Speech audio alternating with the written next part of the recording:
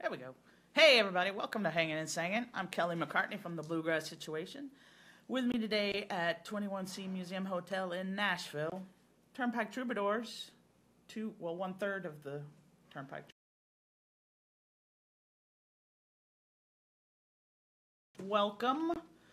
Happy to have you.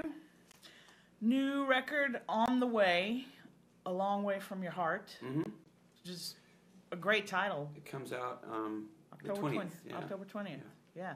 Congratulations on it. Thank you very much. We're pretty proud of it. Yeah, rightly so. Like I said, the title alone just kind of pulled me in. So I was like, that's something I want to listen to. So well done. Thanks. I want to go back to the beginning a little bit, just to sort of set the scene. Okay. So how did a kid in a tiny town in Oklahoma first start dreaming about kind of being a rock star? I don't think I was dreaming about being a rock star. But I were definitely you didn't seeing want to say it at the something out? paper mill, you know? Yeah, were you seeing reflections out in the world that you're like, hey, that's Sure. something I want to reach for? Oh, you'd see like and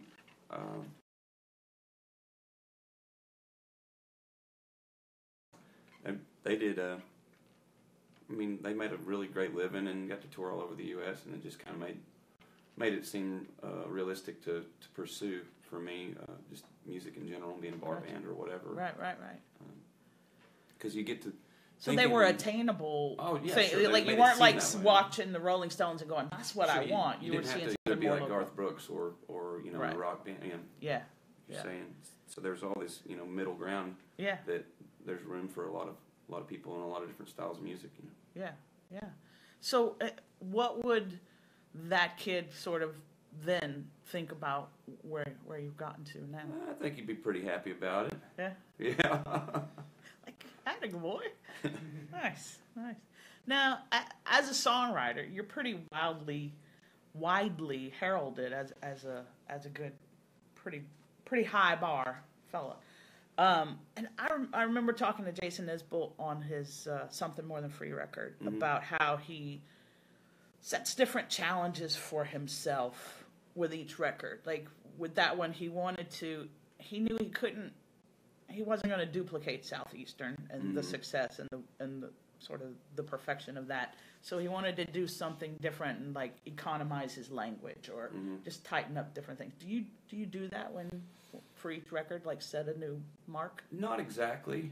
I do think that as a band, you set higher marks as far as you really want to impress yourself and you want to keep moving forward. Yeah. And so musically, we did a lot of that, and then I think there's always going to be some pressure on the lyrics from the band on as far as what's what's good or what's setting yourself a higher bar. So we do it, but I don't think about it. Right. Yeah. When you take stuff into the band, and you have that like pass muster. They're pretty nice. I don't know. I was saying. I think this one's a little bit of a troublemaker. So. I'm actually not. I'm just coming off like that. Oh, all right. Special show for today. I'm always fascinated about different songwriters' creative processes, and one of the I don't want to call it a gimmick because I don't think that's what it is. A device, I'll say. Recurring characters. Yeah.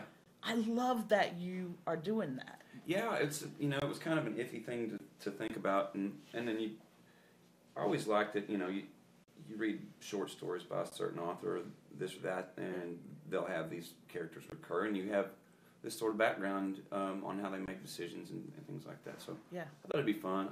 I don't know how much farther we have to go with it. Might be time to let it lay down, but. Oh, poor Lori and Jimmy.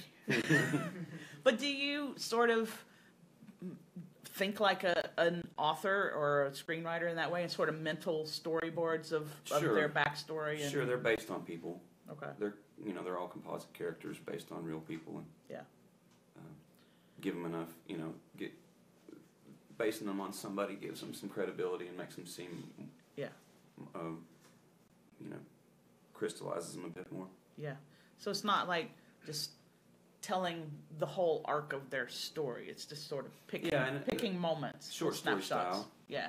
Because I'm always like, I love when you when there's a great song, you're like, oh, what happens next? Mm-hmm. So like I need to know what happened to the guy in Unrung. Oh yeah. Because that seemed like that. No, have we gotten to the next step yet with him? He's on a horse in Idaho somewhere right now. Okay. I just left him. That was about kind of a real person, actually. All right, so he's still living into the sequel. Yeah, right? I think so. All right. Do you play?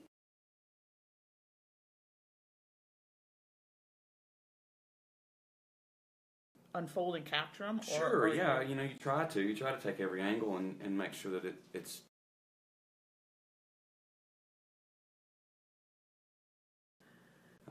But yeah, I try to take into account every possible way to criticize it. Right. Yeah, I love the idea when writers have that short stories. It's like I just sort of like sit back. It's like I know who this character is. Let's put them in a situation and see how they move through it, and just sort of capture that rather than create it in a way. Is that so? These characters are based on real people's situations that I've seen growing up, things that I know enough about.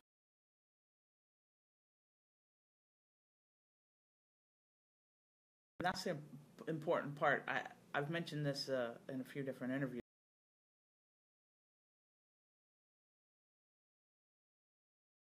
Recently, it's all about sad country songs, and he's kind of starts out talking about Bobby Braddock and using that as him as the lynch.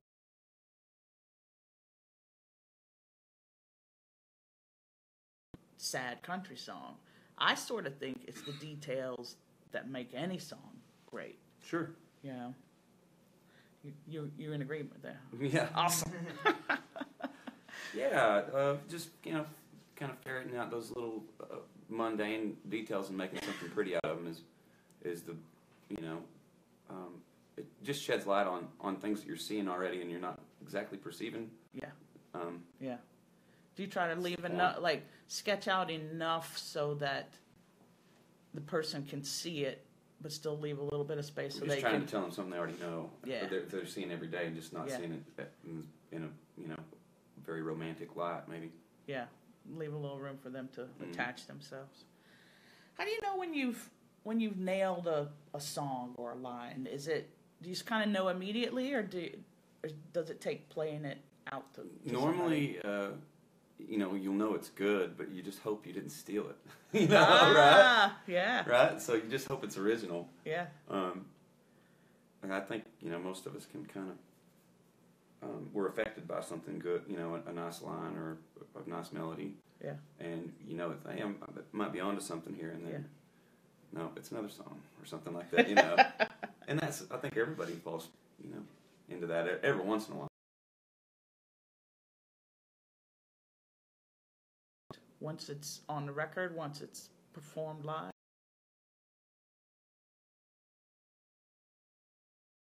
A story arc to it. It needs to have a turning point and a beginning.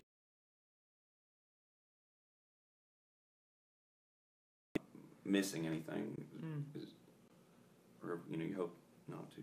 Yeah. Well, I know it was on this record, right, where you guys had you were going into the studio, so you had sort of a hard deadline, and you were missing a few songs still. Oh yeah, yeah. Tell me about that. Yeah, a little pressure. That ordeal. We had a few songs that had been kicking around for a while, and then I had ideas that started stuff, and our process recording this time, we did almost everything, all of us playing at once, so it's not easy to sneak off and finish up lyrics, right, because you're in the hot seat all day. Yeah.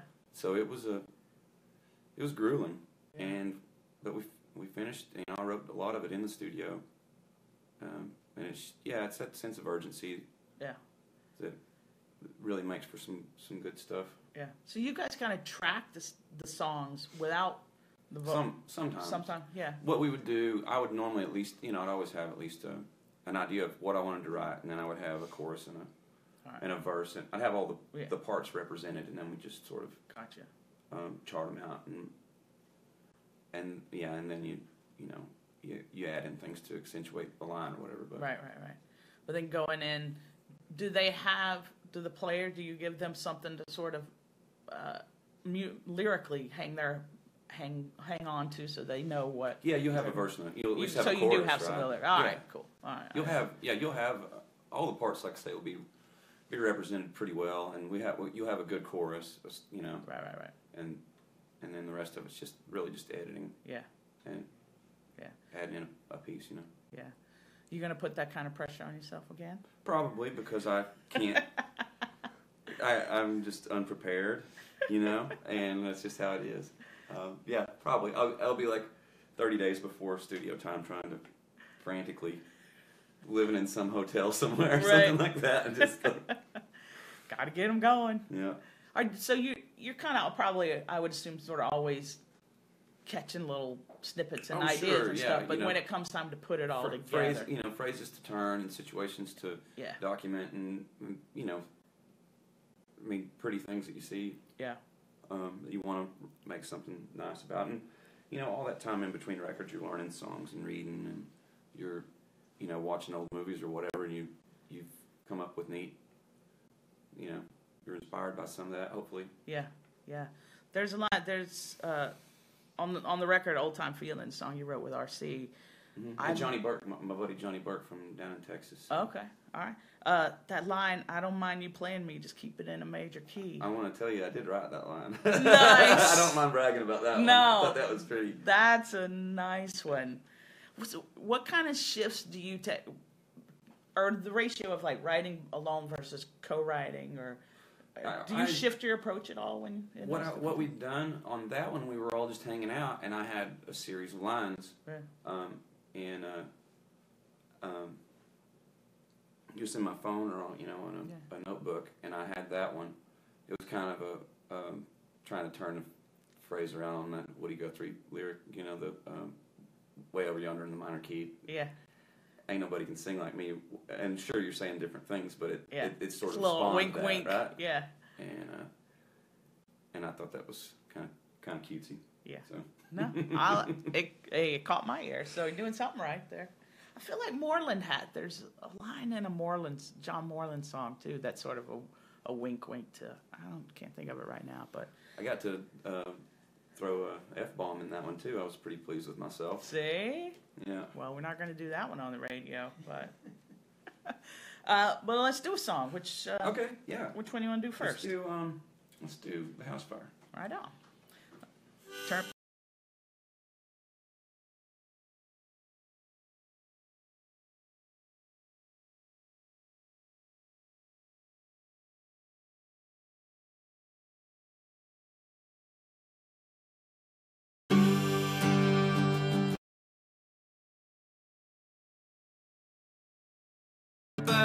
Choking, Lord grabbed the baby and we made it safe outside. She never wrapped him in a car coat. She found out in my ride. The next thing I remember, I was barefoot in December when I hit the door again. All she wrote in a 30-second note. I got out with a photograph in my old autograph. Lord knows that I've been blessed, and I can stand up to the test. I can live on so much less. This much I've been learning. Feel the pounding in my chest. Well, I'm fearful, I'll confess.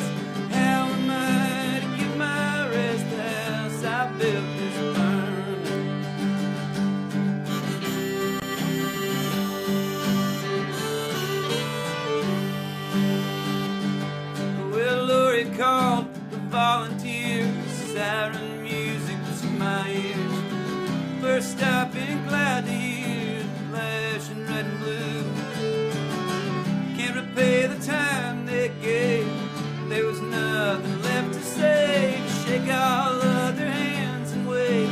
Did all they could do. Lord knows that I've been blessed, and I can stand up to the test. I can live on so much less. This much I've been learning. Forgive my cowardice. Well, I'm fearful, I'll confess. How am I to get my rest? The house I built is burning. Snuck away 2 nights ago. Rode around on the logging roads. Been stuck in a motorhome about to fall apart. We finally made a go of it. Got dealt a heavy blow. She said, I bet you make it. It's a long way from your heart. Well, I know that I've been blessed, and I can make more out of less.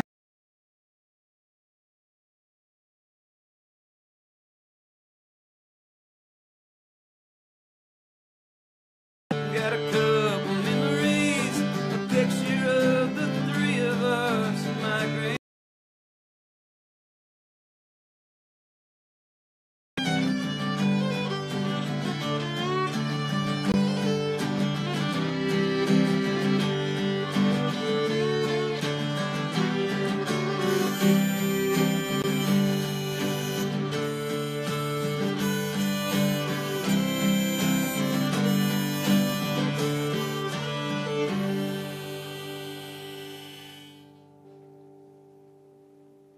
House fire. I feel like Raymond Carver would be a fan.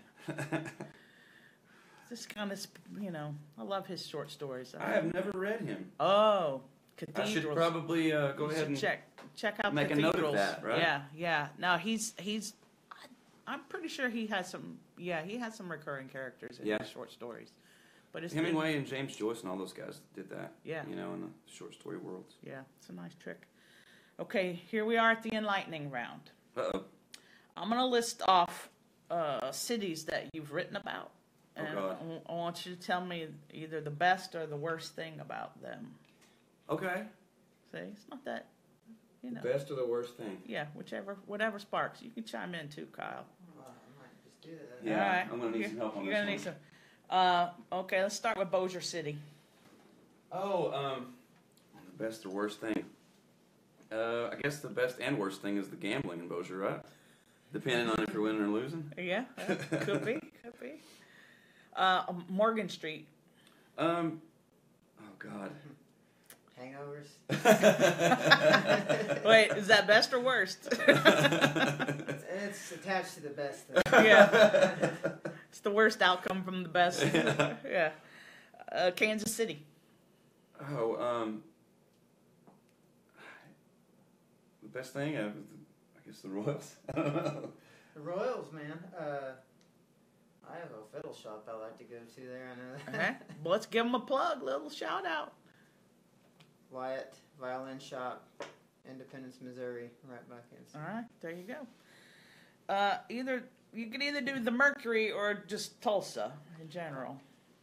There's so much that's great about Tulsa that it's hard to. It's hard to pin it down to one thing. It's a little bit of a hotbed these days, isn't I love it? For Tulsa. a lot of reasons. Just there's so much to do there.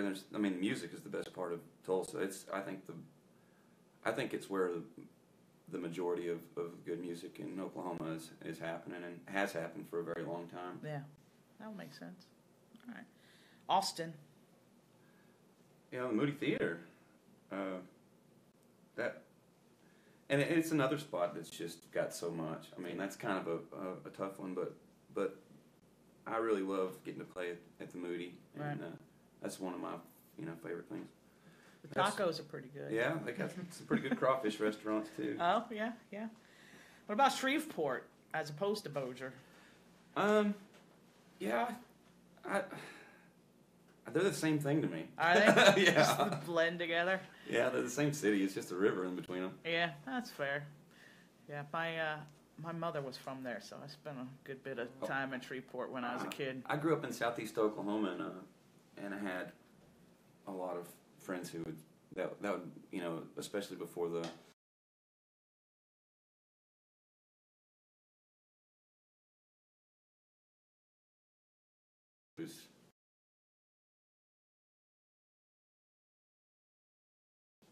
Wide open Oklahoma. What's the best thing about Oklahoma? It's home. Yeah, yeah. I don't know. There's just so many.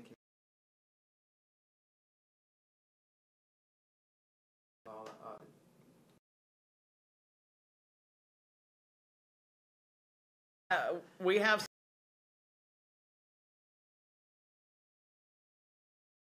We're stocked up. Yeah, are you good? Yeah. You can.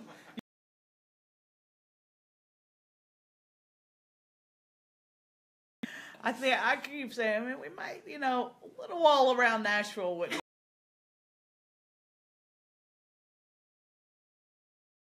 be from, huh? Yeah, it's great. You know, it's just you can kind of get.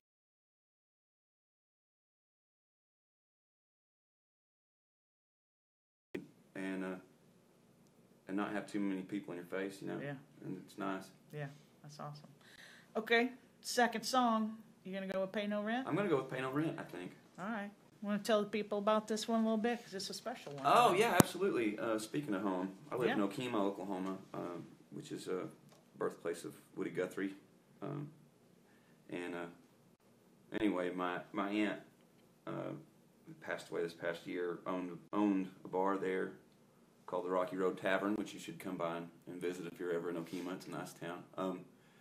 And you know, so I have an odd schedule, obviously. Yeah. I work on the weekends and I'm off during the week, and it's hard to find somebody to go out drinking with you on a Monday at 10 a.m.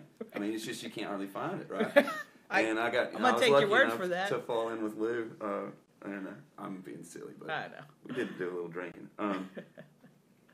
And we played dominoes, and you know, she was a pretty neat lady, and we were supposed to that day. We were supposed to play. Me and Fulbright had plans to play "Blue Eyes Crying in the Rain" Because she had asked you to. Oh yeah, and over and over. I mean, this is years of this crap that I'm having to deal with it.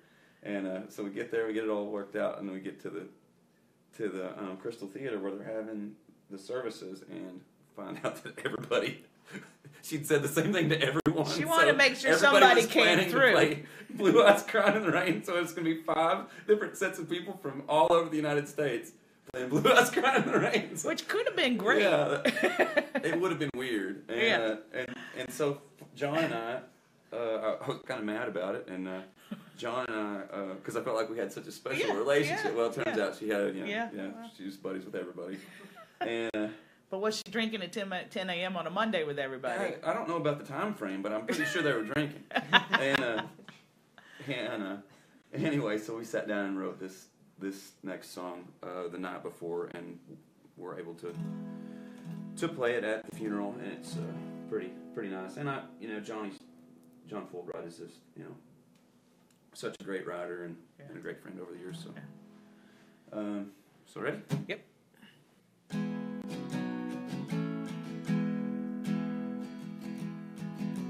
Hear the clicking of the dominoes, he's shaking up a game.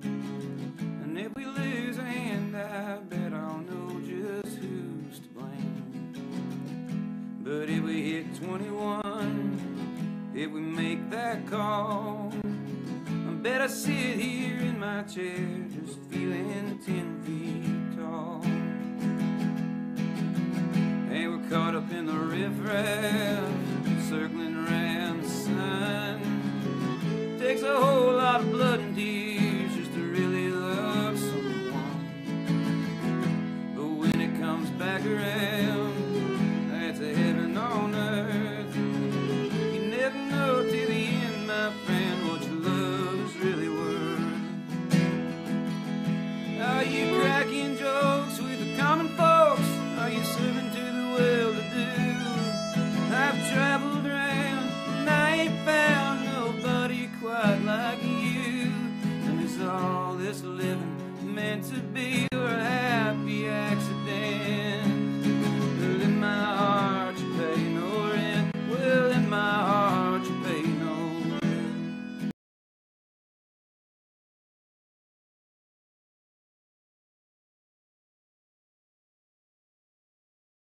I know that you gotta go, but does it last call? Hope you wanted in the place you love the best.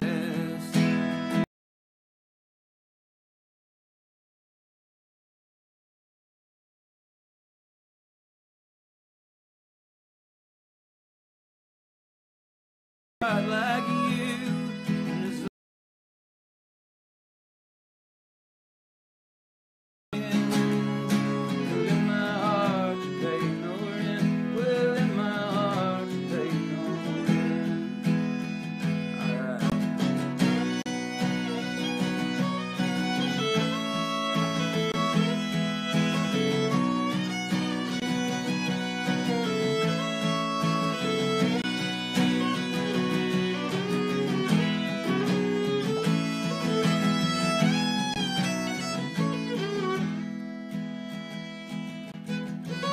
I was shaking up the dominoes, need a neon light. Knowing anybody else out there couldn't put up a better fight. But the fighting time's over, yeah, it's all gone. Pick up the pieces and we'll try to carry on. Are you cracking jokes with the common folks? Are you serving to the well-to-do? I've traveled around and I ain't found nobody quite like you. And is all this living meant to be or a happy accident?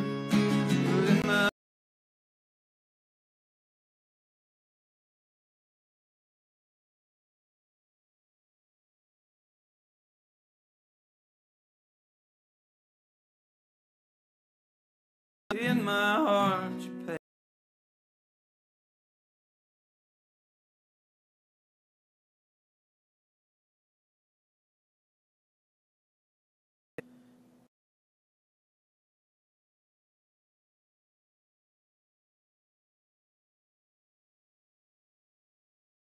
A long way from your heart. Mm-hmm. Coming October 20th. That's a doozy. We were really happy with it. And yeah.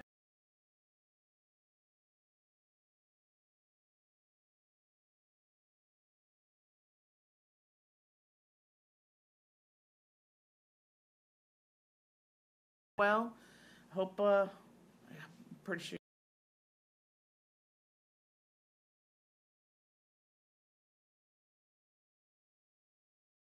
The play, I think yeah, that was just as long as they'll have you.